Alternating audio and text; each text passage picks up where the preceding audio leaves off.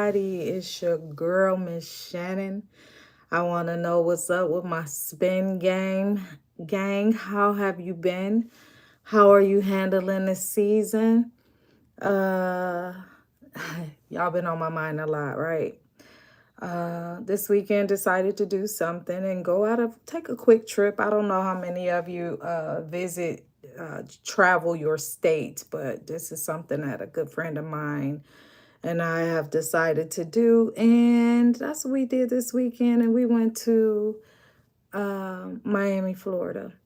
And it was a great time. But on the way there, we literally almost lost our lives on I-95. And if anybody is familiar with I-95, it's dangerous. These people drive like it is a video game. It just makes no sense. A lot of pushing, people driving in your butt. At least the minimum is probably 100 miles per hour. Okay, 90 if not 100. But yeah, we almost literally lost our lives. And in that moment,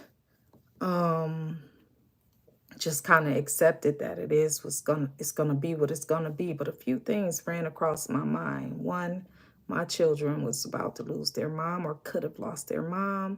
Thank you, God, for the angels and your protection, not even just for us, but for everybody on that road, because a motorcycle actually broke down in the middle of I-95. Yeah, it's scary.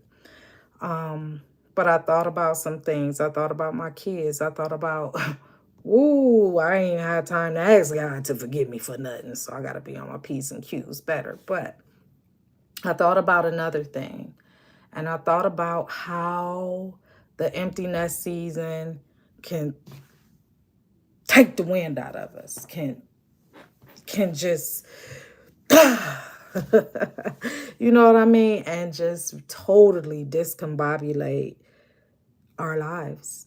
But I want you to focus on something here, and it's what I like to call what you know as, or maybe even haven't realized is sorry, y'all messing with my hair. I like it a little bit, and I just been playing at it all day.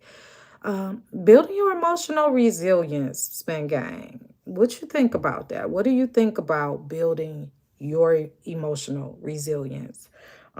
Especially in this season, because things have changed.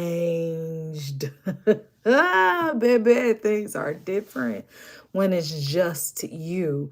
And to be honest, some of us don't even like us. It was easier to focus on the kids. It was easier to always be busy worrying about them because we know we had some things that we had to deal with ourselves. And a lot of us don't want to do that. I know that's the truth for the simple fact. Hey, the simple fact that I was a teenage mom. Hi Nico.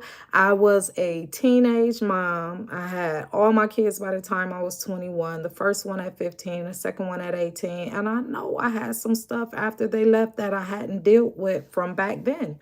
So I want to talk to you all about your emotional resilience. And emotional resilience, like most people think, is just avoiding your feelings. That's not what emotional resilience is. Hello, everybody. How y'all doing? That's not what it is. It's tough. It's really really tough. It's a tough feeling. But the one thing about those feelings, we gotta embrace them, y'all. We have to embrace the feelings. We have to name the feelings. And I coach a lot of people, and one thing I hear them use are generic terms. Thank you. Generic terms for how we're feeling.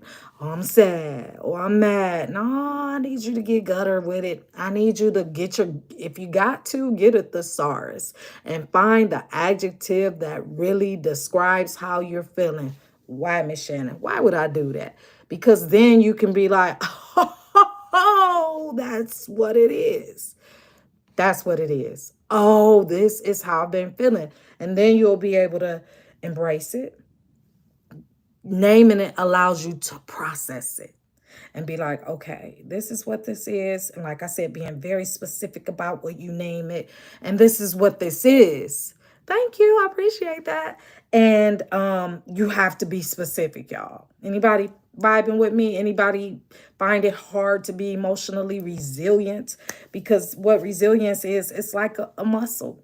And the one thing I've learned as I'm getting older up here, about to be 54 in a couple days, like 9 days, is that my doctor told me that when you thank you, when you have no muscle, you're not healthy. So as we build, if our emotional resilience muscle isn't built, 9 times out of 10, we're always on this emotional roller coaster and we're not, you see what I'm saying? And we have to build that muscle. And it comes in small steps at a time, just conquering one thing. Like as parents, we got to do everything. We got to do it right now. We can be patient with ourselves. We're allowed to be patient and work through that thing and build it. And the more we build it, the stronger we get when we build it. So I want you to learn how to accept your emotions. Why? Because they are part of us. They are real. They are valid. They matter. But never allow your emotions to overpower your intelligence. And a lot of us, that's what emotional resilience is. It's really getting in there and feeling like, okay, asking ourselves serious questions, because this isn't a without thing. This is a within thing, y'all. My spin gang, I hope you clocking what I'm putting down right there.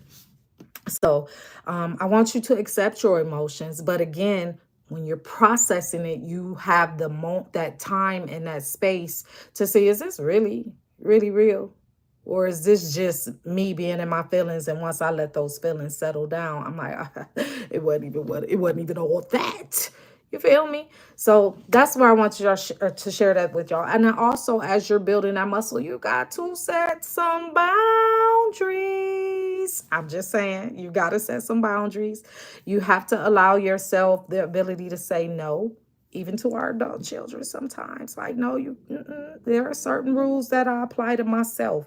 You have to set those boundaries and make yourself a non-negotiable priority, because you matter in this season and you're more than just a was parent or mom from there. You're before you were even a mother, if you hear me, you were whoever, say your name. That's who you were before you became a mom. And you're still hurt. You're still hurt. So I want you to make yourself a non-negotiable priority and set those boundaries. And don't allow people to walk over you, and don't allow you to step outside of the boundaries that you build. Just gonna sit back here right now and leave that right there for you, okay? Don't step when you set the boundaries. You don't let people overstep those boundaries, and then you don't step out of those boundaries, because it's a reason why you said it in the first place. Remember that. Third, I need you to find some joy in anything, the smallest amount, and focus on that joy. Yeah, I need you to do that. I pray you do that. I pray that you find joys in the small things, the little cardinal that rolled past, the kids laughing, the baby smiling, a dog smiling back at you or doing something funny. It's time to focus on that joy. And this is what I want to end with. I'm not going to keep you all long, but I want you all to have a little action plan when it comes to building this resilience. It's easy to just say, do be resilient, start building the muscle. But here are a few things that you can do to help build that emotional resilience in you as you continue on every day, adding a little bit more to it, getting stronger and stronger and stronger. Because remember, like I said, if you don't have muscle, you're not healthy. Just tell you that. So the action plan, I'm gonna need you all to journal. People like journal. Even my clients, write. I don't want to write. I'm like, yeah, you gotta get it out. This is the opportunity. That's the way to get it out. Many of us hold everything in and we be tripping. And it's time to get that out. That's the way to get it out. Sometimes we can't talk to nobody. I can't talk to my kids. I can't talk to nobody. Don't nobody understand. Write it down. Write it. Not to write and repeat it and read it, and write it to get it out. And I'll give you 3 things to do after you write it. You can, if you don't want to journal, okay, this is some suggestions. Write it. After you write whatever you're writing, to get it out of you, then I want you to tear it up in 100 pieces, throw it away, set it on fire somewhere safe, or bury it and leave it. Just want to leave that there. If you don't want to journal, but as you're building this muscle, there are things that we hold on inside of us that for years, y'all, we be holding on to stuff for years. Do you hear me? And it's not good for you. It's not good for your health, especially in this season and in this age that we're in. Okay. So make it your business to either journal or write that thing down, what's aching, what's getting at you, and then toss it, burn it somewhere safe, or bury it, tear it up in a million pieces. Then I want you to focus on one area you want to improve. And I want you to make it small, because it could be your finances. I want to improve my finances. All right, then focus on one credit card, focus on one bill, focus on one thing until you can get the more, because you get overwhelmed when you put too much on your plate. You get overwhelmed when you put too much on your plate and you try to do it all. I need to fix this, I need to fix that. The thing is, it probably didn't take us 1, 2, 3, 4, 5 days, months, years to stop doing it. Like, that's how long we did it. So just imagine, like, if I've been doing this that long, I need to give myself time and take baby steps and take small bites where I can chew that thing up and digest it without losing my mind. Okay. And then I want you to find some support. That's why I'm here. I love being you all's support. A lot of people just feel like I got to do it by myself. As SPENs, single parent empty nesters, we've done that. We feel that. We've been that. I got to do it. If it doesn't get done, it won't get done. I got to do it. And right now, right now, it's okay to ask for help. It was okay to ask for help then. We just a little prideful, if you just want to be honest. But ask for help. Find somebody who's going through what you're going through. Follow me on my Facebook page to join a group where you can actually talk and we can have some conversations and things like that. It's called the Single Parent Empty Nesting group, Now What, on Facebook. I'll put that in the chat later on. But I'm going to get off of here, y'all. I just got off work. I just want you to know that when you don't have muscle, including your emotional resilience muscle, you're not healthy. Just saying. All right. And I want you to be healthy. So you all have an amazing rest of the day. I thank you for joining me. Have a good time. And I'll be back soon with another, I don't know what I'm going to call this. Some type of, I don't know, spin gang chat. I don't know. But I like going live and talking to y'all. So I'll holler at y'all later. Y'all be good, be groovy, get your groove back. It's time to find your rhythm so we can begin to live. Because after that near-death experience that I had, life ain't waiting for you to figure it out. Enjoy it. You take it by the reins and understand that you were built for more than just being a single parent. Okay? Holla.